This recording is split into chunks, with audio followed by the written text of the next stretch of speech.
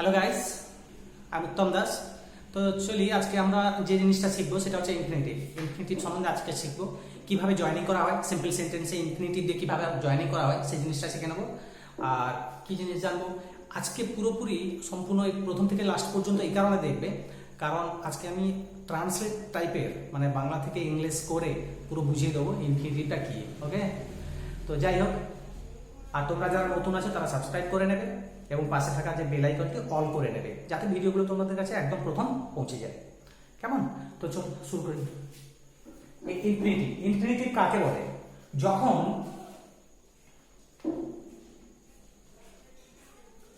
যখন কোনো ভার্ব,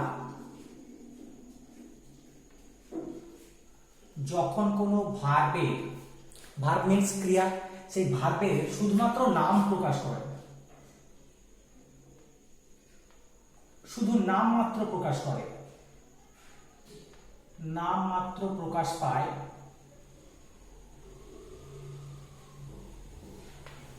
ওকে, তখন তাকে ইনফিনিটিভ বলা হচ্ছে।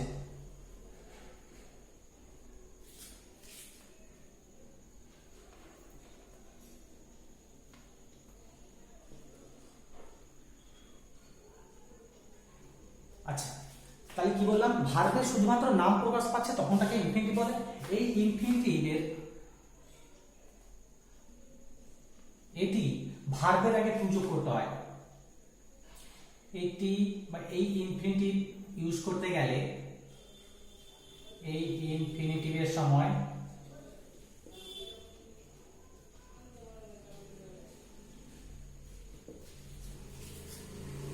Two plus verb, to plus verb means ভার্বের আগে টু যোগ করতে হয়।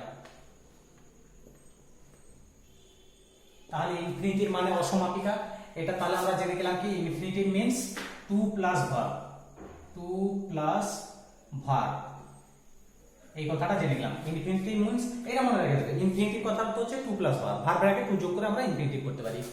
তো এই ইনফিনিটিভ কিন্তু সিম্পল সেন্টেন্সের মধ্যে পড়ে। Okay, it's a kind of simple sentence. এই জিনিসটা কিন্তু মাথায় রাখতে হবে তোমাদের।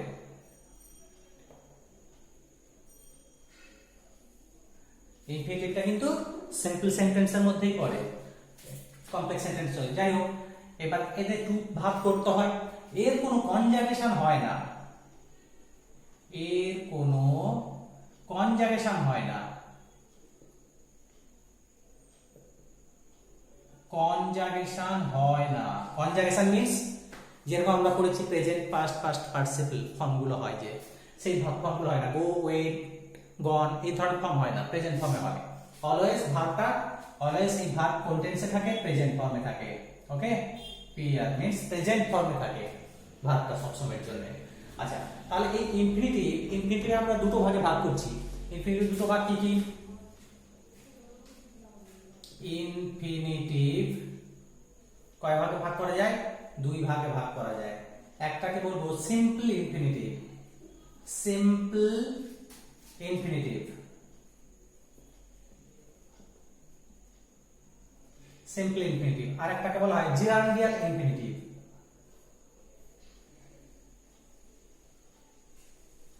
জেরান্ডিয়াল infinitive.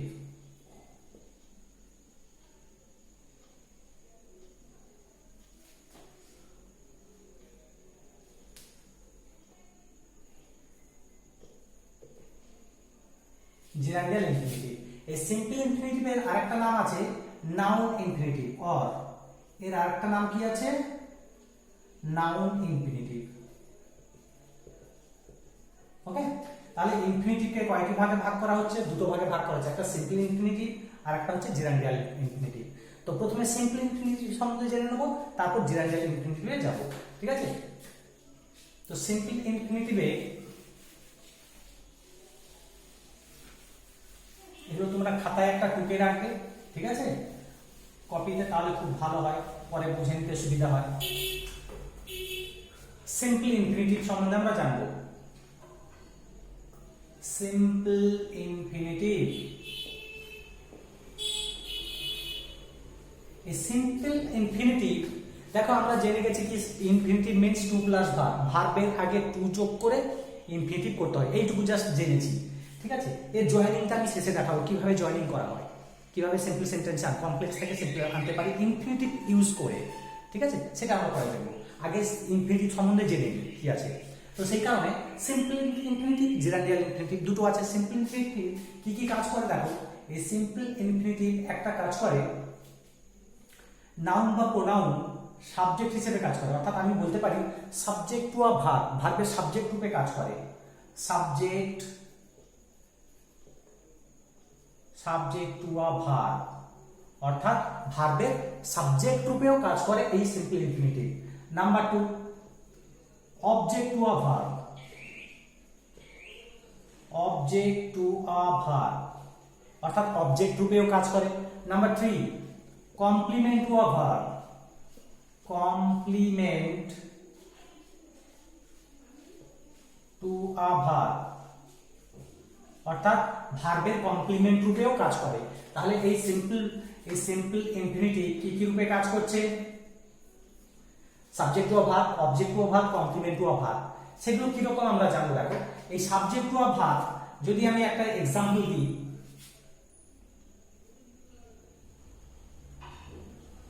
Two err is human, to err is human. দেখো, টু এরর ইজ হিউম্যান মানে ভুল করা মানুষের ধর্ম, ভুল করা মানুষের ধর্ম, ভুল করা মানুষের ধর্ম। টু এরর মিন্স ভুল করা, ইজ হিউম্যান মানে মানুষের ধর্ম। টু এরর ইজ হিউম্যান মানে ভুল করা হচ্ছে মানুষের ধর্ম। দেখো, এই ইজটা তো ভার্ব, এই ইজটা ভার্বের দেখো সাবজেক্ট রূপে কাজ করছে টু এরর, এটা সাবজেক্ট রূপে কাজ করছে, ভার্বের সাবজেক্ট রূপে কাজ করছে। সেই কারণে এটাকে বলা হচ্ছে কি subject to a verb, simple infinitive, ভুল করা মানুষের ধর্ম। ঠিক আছে, এটা কি করছে? সাবজেক্ট রূপে কাজ করছে। আবার যদি আমি एग्जांपल দিই, to love man, to love man is to love God, to love man is to love God মানে কি? মানুষকে ভালোবাসা মানে ঈশ্বরকে ভালোবাসা, মানুষকে ভালোবাসা মানে ভগবানকে, ভগবানকে মানে ঈশ্বরকে ভালোবাসা। তো এখানে দেখো, এখানে দুটো হিসেবে কাজ করছে। দেখো এখানে ভার্ব কোনটা? ইজ হচ্ছে ভার্ব, ইজটা হচ্ছে ভার্ব। এই ভার্বটা কার রূপে কাজ করছে? টু লাভ ম্যান, তাহলে এটা সাবজেক্ট রূপে কাজ করছে। দেখো, টু লাভ ম্যান মানুষকে ভালোবাসা, ইজ টু লাভ গড। দেখো, এটা আবার এখান থেকে ইজ এর পরেও টু ভার্ব আছে। দেখো, টু লাভ, এখানে যেমন ছিল টু ভার্ব, এখানেও সেরকম আছে। দেখো, টু লাভ, তাহলে এই ভার্বের সাবজেক্ট রূপে কাজ করছে, এটা সাবজেক্ট রূপে কাজ করছে, আর এটা দেখো অবজেক্ট রূপে কাজ করছে। ওকে, তো এই জিনিসটা আমি একটু উপরের দিকে দেখিয়ে দিই যদি না দেখা যায়।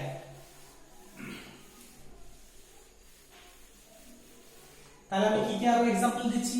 তাহলে 2 নম্বর एग्जांपल দিয়েছিলাম কি? To love man is to love God. Okay, to love man, to love দেখেছো? এখানে দেখো, টু লাভ ম্যান মানে মানুষকে ভালোবাসা, ইজ টু লাভ গড ভগবানকে ভালোবাসা, এটা ভার্ব। দেখো, এই ভার্ব সাবজেক্ট রূপেও কাজ করছে, আবার এই ভার্বের অবজেক্ট রূপেও কাজ করছে। তাহলে সিম্পল ইনফিনিটিভে আমরা কি কি জেনেছিলাম? Subject to a verb, object to a verb, আর একটা কমপ্লিমেন্ট টু আ ভার্ব। তো আমরা এইখানে জেনে গেলাম। দেখো, এই সেন্টেন্সটার মধ্যে প্রথম সেন্টেন্সটা কি? টু এরর ইজ হিউম্যান মানে ভুল করা মানুষের ধর্ম। সেক্ষেত্রে কি শুধু সাবজেক্ট রূপে কাজ করেছিল। এক্ষেত্রে দেখো, to love man is to love God means এখানে ভার্বের দেখো সাবজেক্ট রূপেও কাজ করছে, অবজেক্ট রূপেও কাজ করছে। তো সেক্ষেত্রে কি হবে? এটা subject to a verb and object to a verb এই ধরনের হয়ে যাচ্ছে। আরো যদি কিছু एग्जांपल আমি দিয়ে দিই, টু লাভ ইজ एग्जांपल কিছু দিতে গেলে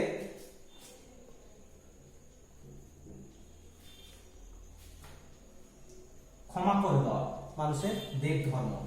আমি যদি লিখি two forgive is divine, two forgive is divine মানে কি? ক্ষমা করে দেওয়া দেব ধর্ম, ক্ষমা করা দেব ধর্ম। ঠিক আছে, ক্ষমা করা দেব ধর্ম। টু ফরগিভ ইজ ডিভাইড, দেখো এটাও সেই ভার্বের দেখো সাবজেক্ট রূপে কাজ করছে, তাহলে এটাকে আমরা বলতে পারি কি সাবজেক্ট টু ভার্ব, এভাবেও বলতে পারি। আবার যদি কোনো एग्जांपल দিই, যে কোনো একটা एग्जांपल আমি দিতে পারি,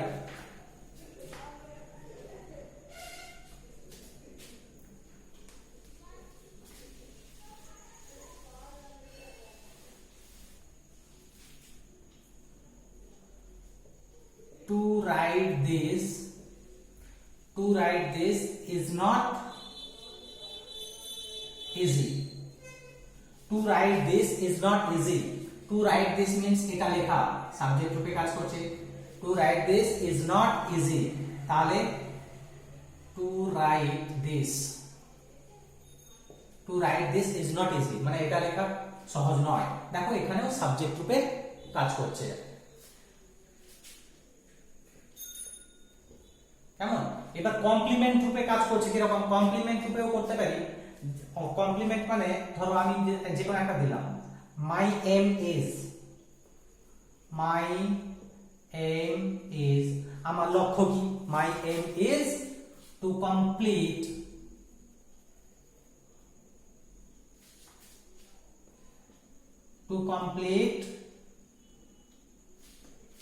MA, my aim is to complete MA, দেখো MA কমপ্লিট করা আমার লক্ষ্য। সেক্ষেত্রে দেখো এই যে ভার্বের দেখো কমপ্লিমেন্ট রূপে কাজ করছে, ইজ ভার্বের কমপ্লিমেন্ট রূপে কাজ করছে, এটাকে বলা হয় কি complement to a verb, complement রূপে কাজ করছে, তার জন্য একে আমরা বলতে পারি কি কমপ্লিমেন্ট টু আ ভার্ব। তো এইভাবে আমরা সিম্পল, অর্থাৎ সিম্পল ইনফিনিটিভ শুধু কি just simple infinitive subject to a verb, object to a verb আর কমপ্লিমেন্ট টু আ ভার্ব হিসেবে কাজ করে, এইটুকু শুধু জানতে হবে। কিন্তু আমাদের বিস্তারিত জানতে হবে ডিটেলসে, সেটা হচ্ছে জিরান্ডিয়াল ইনফিনিটিভ, যেটা এক্ষুনি আমি আলোচনা শুরু করব। কেমন? জিরান্ডিয়াল ইনফিনিটিভ খুব ভালো করে শিখে নিতে হবে। সিম্পল ইনফিনিটিভ জাস্ট জেনে নাও যে অ্যাকচুয়ালি সিম্পল ইনফিনিটিভ কি রূপে কাজ করে, সেই জিনিসটা আমরা জেনে নিলাম। এবার জিরান্ডিয়াল ইনফিনিটিভে চলে যাব।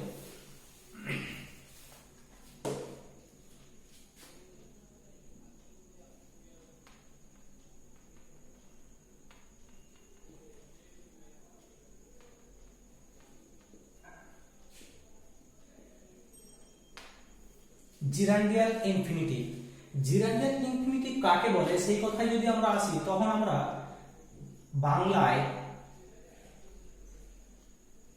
বাংলায় ক্রিয়াপদ মানে ভার্ব যেটাকে বলছি আমরা,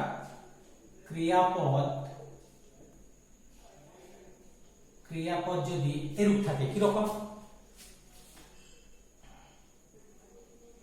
দেখার বা দেখবার, খেলার বা খেলবার,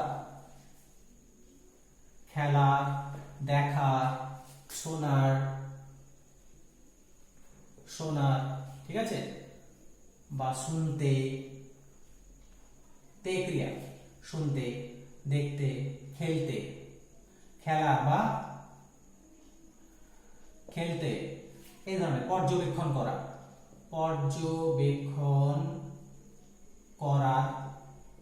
বা করতে, পর্যবেক্ষণ করতে, ঠিক আছে, জিজ্ঞাসা করা বা জিজ্ঞেস করতে, চাওয়া বা চাইতে, চাওয়ার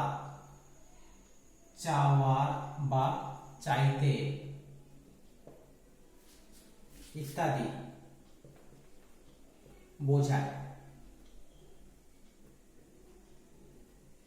তখন তাকে জিরান্ডিয়াল ইনফিনিটিভ বলে।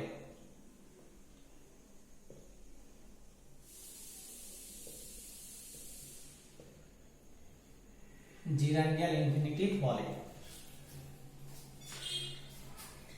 এবার দেখো এই যে জিরান্ডিয়াল ইনফিনিটিভ আমরা শুধু জেনে গেলাম কি দেখার বা দেখতে টু সি, দেখার বা দেখতে টু সি, খেলা বা খেলতে টু প্লে, শোনার বা শুনতে টু হিয়ার, কেমন, পর্যবেক্ষণ করতে বা পর্যবেক্ষণ করা টু অবজার্ভ,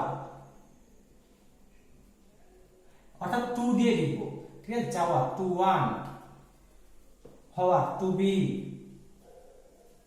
এই ধরনের টু দিয়ে যে ভাগগুলো লিখছি, ঠিক আছে, টু দিয়ে ভাগ বাংলায় কিরকম আসবে, দেখা বা দেখতে, যেমন বাঘটিকে দেখে সে ভয় পালিয়ে গেল, to see the tiger he went away, he escaped, he ran away. Okay, তো এইভাবে যে টু সি, এখানে দেখো দেখা বা দেখতে, এই ধরনের বাংলায় যখন এই ধরনের অসমাপিকা আসে, ইত্যাদি অসমাপিকা বোঝায়, অসমাপিকা, অসমাপিকা। ইনফিনিটিভ মিন্স নন ফাইনাইট, যেটাকে বলা হয়। ফাইনাইট ভার্ব আর একটা নন ফাইনাইট ভার্ব আছে, সেটা জানো। ফাইনাইট মানে সমাপিকা ক্রিয়া, আর নন ফাইনাইট মানে অসমাপিকা ক্রিয়া। তো যাই হোক, এখানে আমরা জিরান্ডিয়াল ইনফিনিটিভ নিয়ে আলোচনা করব। সেই জিরান্ডিয়াল ইনফিনিটিভের ইউজ জাস্ট একটু জানলে, যে ভার্বের আগে টু যোগ করবো, আর বাংলায় দেখা, খেলা, শোনার, ঠিক আছে, তো এইসব বুঝে গেলে, আর দেখতে, খেলতে, শুনতে, এই ধরনের হলে জিরান্ডিয়াল ইনফিনিটিভ ইউজ হয়। কিন্তু এর অনেক ভাগ আছে, অনেক জিনিস আছে যেটা আমরা এখনই শিখবো। এই জিরান্ডিয়াল ইনফিনিটিভ বিভিন্ন রূপে কাজ করে।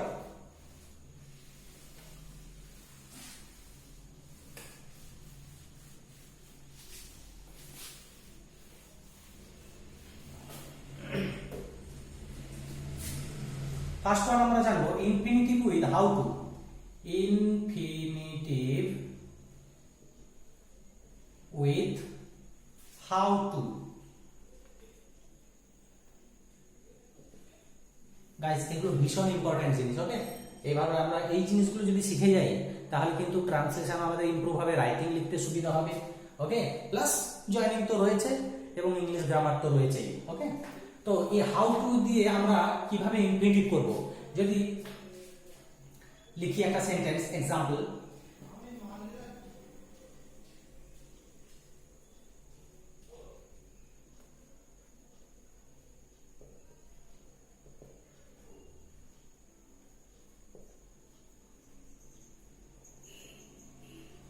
সাঁতার কাটতে হবে কিভাবে সে জানে না।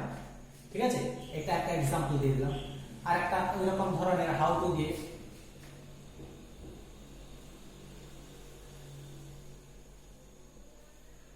কিভাবে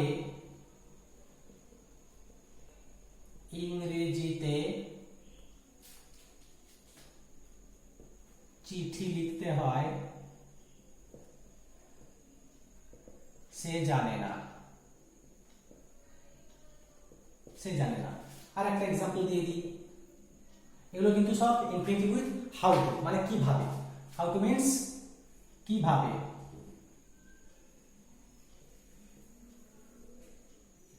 কিভাবে, ঠিক আছে, সেই জিনিসটা। সাঁতার কাটতে হয় কিভাবে সে জানে না, কিভাবে ইংরেজিতে চিঠি লিখতে হয় সে জানে না। ওকে,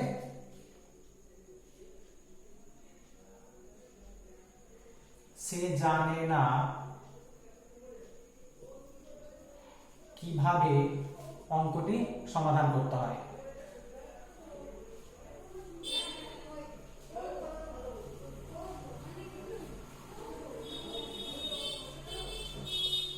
ওকে, এই জিনিসগুলো, এই ধরনের যখন সেন্টেন্স থাকবে, বাংলায় বাক্য আছে, তখন ইংলিশটা খুব ইজিলি হাউ টু দিয়ে আমরা ইংলিশটা কমপ্লিট করে নেবো। কিরকম দেখো, সাঁতার কাটতে হয় সে জানে না, ফরমেশন, এই ফরমেশন ইউজ করতে পারো। দেখো, সাবজেক্ট প্লাস ভার্ব, প্লাস এখানে সাবজেক্ট থাকবে, ভার্ব লিখবো, তারপর ভার্বটা নেগেটিভ, কারণ জানে না, জানে না হচ্ছে, তার জন্য নেগেটিভ করে দিলাম। সাবজেক্ট প্লাস ভার্ব নেগেটিভ, তারপর হাউ টু, হাউ টু, তারপরে ভার্বের present form plus object.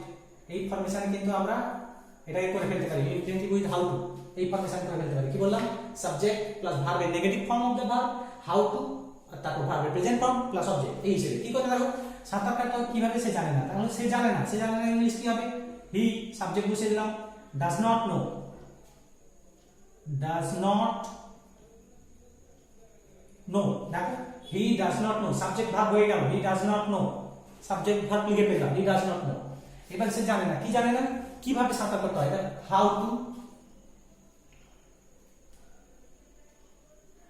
How to সাঁতার কাটতে হয়, how to swim, how to swim. এখানে যদি এক্সট্রা থাকতো, নদীতে বা পুকুরে সাঁতার কাটতে হয় কিভাবে জানেন, তাহলে হি does not know how to swim in the pond, in the river.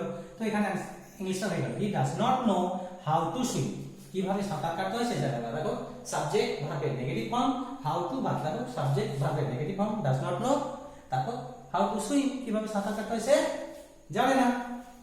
একই রকম ভাবে এটা করবেন, কিভাবে ইংলিশে চিঠি লিখতে হয় সে জানে না, তাহলে সে জানে না ইংলিশ কি হবে, he does not know, he does not know, he does not know, সে জানে না। দেখো কিভাবে চিঠি লিখতে হয়, হি ডাজ নট নো হয়ে গেল, হাউ টু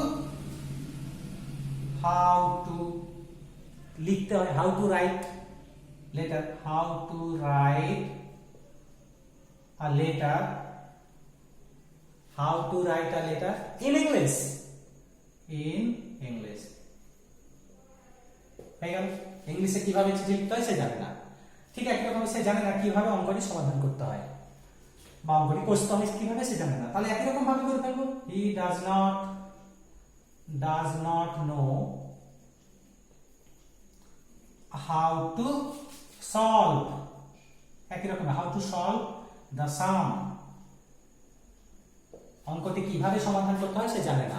তাহলে আমরা প্রথম জেনে পেলাম ইনফিনিটিভ উইথ হাউ টু দিয়ে আমরা জেনে পেলাম কিভাবে সাঁতার করতে হয় সে জানে না, he does not know how to swim, কিভাবে লিখতে হয় সে জানে না, কিভাবে সুন্দর করে লিখতে হয় সে জানে না, he does not know how to write perfectly, nicely, beautifully. Okay, তো এইভাবে হাউ টু দিয়ে আমরা করে ফেলতে পারি। কিভাবে শূন্যস্থানটি পূরণ করতে হয় সে জানে না, he does not know how two fill in the gaps, fill in the blanks. ওকে, এইভাবে তো কিভাবে দিয়ে আমরা শিখে পেলাম। তো একই রকম ভাবে আবার জানবো 2 নম্বর পয়েন্ট,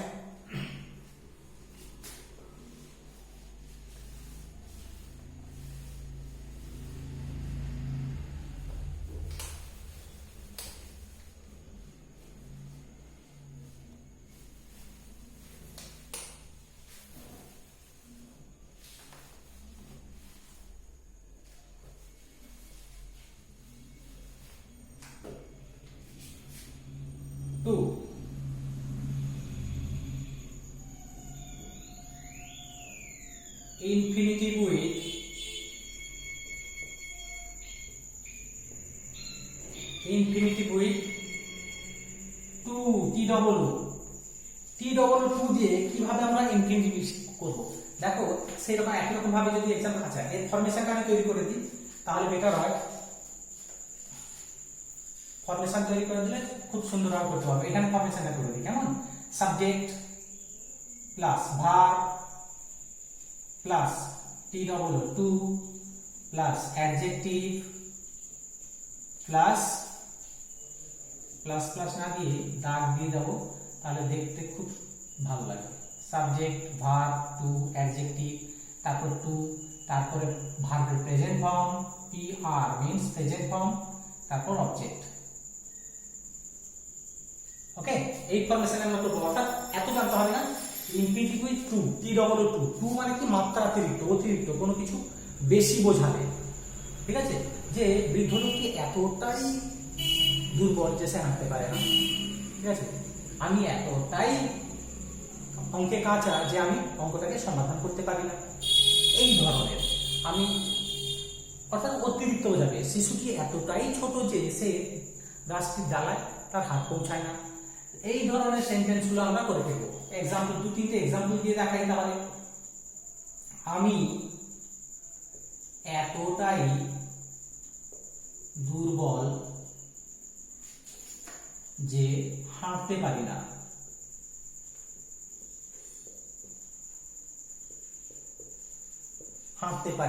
কি হবে, আমি এতটাই দুর্বল যে আমি হাঁটতে পারি না। তাহলে এই ফরমেশন সাবজেক্ট নাম আমি, আই অ্যাম এতটাই English T double O adjective too weak, আমি এতটাই দুর্বল, আই এম টু উইক, হাঁটতে পারি না, টু ওয়াক, হয়ে গেল। I am too weak to walk, আমি এতটাই দুর্বল যে হাঁটতে পারি না, ঠিক আছে। নাম্বার 2, বৃদ্ধ লোকটি এতটাই ক্লান্ত যে নড়াচড়া করতে পারে না,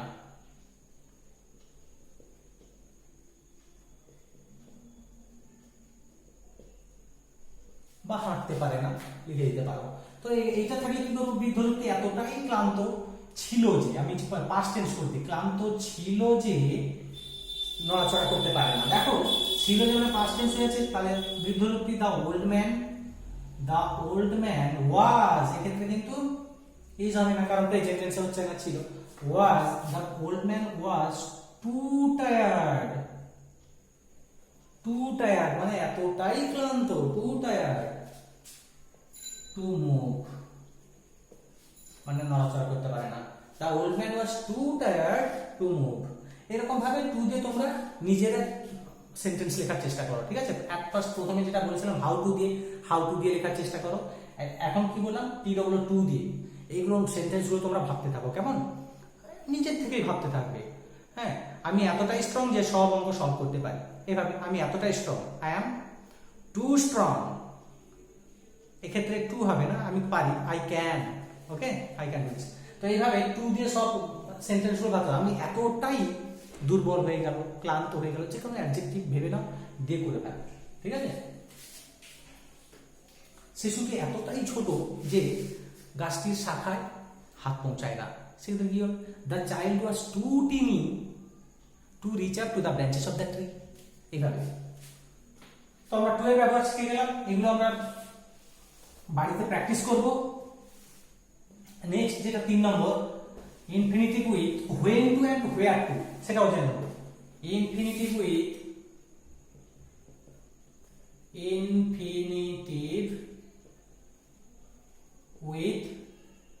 হোয়েন টু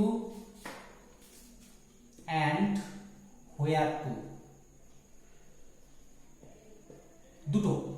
দুটো একসঙ্গে জেনে নেব। Infinitive with when to and where to. When to মানে কখন, হোয়েন টু মানে তোমরা জানো যে হোয়েন মানে হচ্ছে কখন, আর হোয়ার মানে কোথায়। ওকে, তাহলে যদি একটা এক্সাম্পল, দুটোর এক্সাম্পল দিই। সে জানে না কখন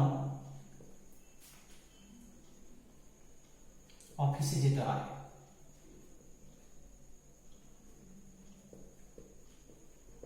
সে জানে না কখন অফিসে যেতে হয়, একটা এক্সাম্পল দিলাম। আর একটা এক্সাম্পল যদি দিই, রাম জানে না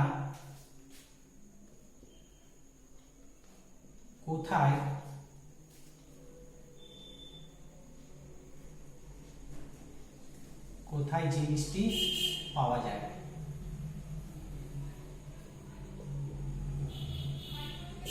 ওকে, রাম জানে না কোথায় জিনিসটি পাওয়া যায়। তো এই রকম যখন কখন কোথায় দিয়ে চলে আসবে, তখন হোয়েন টু বা হোয়ার টু দিয়ে আমরা সেন্টেন্স করে ফেলবো। তো সে জানে না ইংলিশ আমরা প্রথমেই শিখেছিলাম, হি ডাজ নট নো। সে জানে না। দেখো কখন অফিসে যেতে হয়, দেখো কখন, হোয়েন টু দিয়ে করবো। হোয়েন যাওয়া, দেখো যেতে, দেখেছো জেনারেল ইনফিনিটিভ যেতে, তে আছে কিনা, যেতে, আসতে, শুনতে, পেতে, তো এগুলো সব জেনারেল ইনফিনিটিভ। তো দেখো কখন, হোয়েন টু গো, যেতে, to go to office, to the office. দেখেছো, he does not know when to go to office, মানে অফিসে যেতে হয় কখন সে জানে না। ঠিক আছে, একটা আছে রাম জানে না, রাম ডাজ নট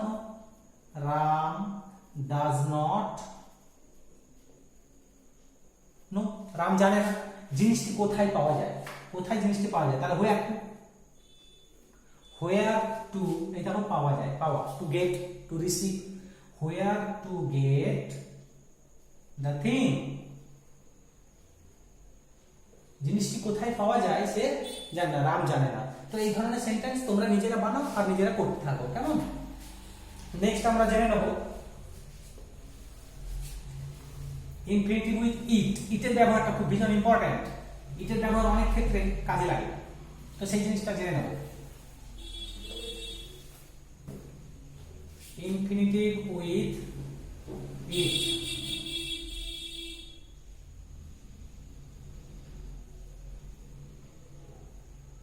ইটার ব্যবহারটা জেনে নেব। এর ফরমেশন আমি তৈরি করে দিই। দেখো ফার্স্ট ফর্মেশন, অনেকগুলো ফরমেশন আছে। ফার্স্ট ফরমেশন হচ্ছে ইট, তারপর আমরা ভার্ব লিখে ফেলবো, তারপর আমরা অবজেক্ট, এই হিসেবে একটা সেন্টেন্স আমরা শিখে নেব। নাম্বার 2, যখন সময়ের উল্লেখ থাকবে তখন দেখো সাবজেক্ট ভার্ব লেখার পর সময়, এখন 9টা বাজতে 20 মিনিট আগে, 10টা 10 মিনিট, এরকম ধরন বোঝায়, তখন সেক্ষেত্রে কি হবে, বাকি অর্থে কি হবে, দেখো বাকি সময়, সাবজেক্ট ভার্বের পর বাকি সময়, তারপর টু লিখবো, দিয়ে মূল সময়। ওকে, এই ফরমেশনে করব। এটা কখন? বাকি অর্থে, যখন বাকি বোঝায়, বাকি অর্থে কিন্তু এই ফরমেশন। আবার 3 নম্বর ফরমেশন অতিরিক্ত অর্থে, সাবজেক্ট ভার বসাবো অতিরিক্ত, অতিরিক্ত সময়, তারপরে টু বসাবো, আচ্ছা বাকি সময় পাস্ট বসাবো, টু না পাস্ট, তারপর মূল সময়, মূল সময়। তাহলে সাবজেক্ট ভার অতিরিক্ত সময়, এটা কখন? অতিরিক্ত অর্থে, যখন অতিরিক্ত বোঝাবে সেই অতিরিক্ত অর্থে কিন্তু এই ফরমেশন। তাহলে infinitive with to, infinitive with কি কি শিখেছি? To, how to, when to, where to, এগুলো শিখে ফেলেছি। এবার ইনফিনিটিভ উইথ ইট, ইটের ব্যবহারটা শিখে ফেলবো। এটাকে কিন্তু প্রিপারেটরি ইটও বলা হয়। তো যাই হোক, এই ইটের ব্যবহার আমরা ইট, ভার, অবজেক্ট, ইট অর্থাৎ সাবজেক্ট, ভার, বাকি সময়। সাবজেক্টের জায়গায় আমি এখানে সাবজেক্টের ইট হবে, তার জন্য আমি ইট লিখে দিব, ঠিক আছে? তাহলে বেটার হয় ইটটাই লিখে দিই, ইট, ইট ভার, বাকি সময়, টু দিয়ে মুছলাম, বাকি অর্থে টু বসাবো, অতিরিক্ত সময় অর্থে পাস্ট বসাবো। এটা মাথায় রেখে দেবে, যখন বাকি সময় বোঝাবে তখন টু ইউজ করবো। ধরো 9টা বাজতে 15 মিনিট বাকি, ঠিক আছে? 15 মিনিটের অর্থে কোয়ার্টার বসে, তো আমি 15 মিনিট জায়গায় অনেক কিছু, 9টা বাজতে 20 মিনিট বাকি, তাহলে কি বলবো? ইট ইজ বাকি সময়টা, ইট ইজ 20 মিনিটস টু 9, 9টা বাজতে 20 মিনিট বাকি, ঠিক আছে? আর এখানে কোয়ার্টার বলতে পারি, যখন 15 মিনিট বাকি আছে, it is a quarter to 9, মানে 9টা বাজতে 15 মিনিট বাকি আছে, তো এই 15 মিনিট সময়টাকে কোয়ার্টার বলি, ঠিক আছে? তো এখানে অতিরিক্ত সময় অর্থাৎ ধরো 9টা 20 হয়ে গেছে, তখন ইট ইজ 20 মিনিটস পাস্ট 9, অর্থাৎ অতিরিক্ত সময় অর্থে পাস্ট বসাবো, বাকি সময় অর্থে টু বসাবো। আর এমনি যেটা প্রথম যেটা ইটের ব্যবহার করেছিলাম, এক্সাম্পল আমি যদি কিছু লিখি, আজ রবিবার, টুডে ইজ সানডে, এভাবে লিখতে পারি, বাট ইংলিশ অ্যাকচুয়ালি লেখার নিয়ম কি? ইট ইজ সানডে, ঠিক আছে? টুডে ইজ সানডে, এটি রবিবার, এটি রবিবার, ইট ইজ সানডে। আচ্ছা, এরকম ধরনের আবার যদি একটা এক্সাম্পল দিই, এখন গ্রীষ্মকাল কি বর্ষাকাল, এই ধরনের যদি থাকে, এখন গ্রীষ্মকাল, তখন কি হয়ে যাবে? It is summer season, it is summer season না, ঠিক আছে? এখন গ্রীষ্মকাল, এইভাবে ফার্স্টটা ইউজ করতে পারি। সেকেন্ডের ক্ষেত্রে কি করে ইউজ করব? সেকেন্ডের ক্ষেত্রে এই যে বাকি অর্থ বললাম, একটা এক্সাম্পল দিয়ে দিই, এখন ঘড়িতে